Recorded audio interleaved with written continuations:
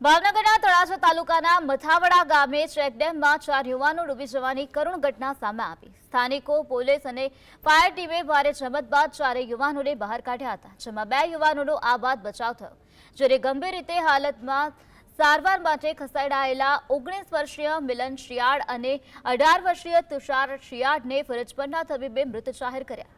આ ઘટનાની જાણ થતાં સ્થાનિક ધારાસભ્ય ગૌતમભાઈ ચૌહાણ, સમાજના આગેવાનો અને મામલતદાર કચેરીની ટીમ સરકારી હોસ્પિટલ પહોંચી હતી।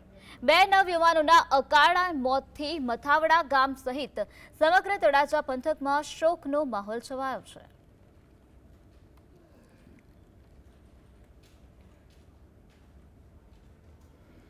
બની છે એ 2 છોકરાઓ, 2 22 વર્ષના, એક 23 વર્ષનો છોકરો છે। એ ચેક ડેમમાં નાવા પડ્યા છે। એમાં જે બોયા ઉપર નાવા પડ્યા એટલે બોયો નમી ગયો અને અંદર પાણીમાં પડી ગયા ને બંનેને તરતા આવડતું નહોતું એટલે ડૂબી ગયા અને અત્યારે અમને એમ્બ્યુલન્સમાં તળાજા લાવેલા છે।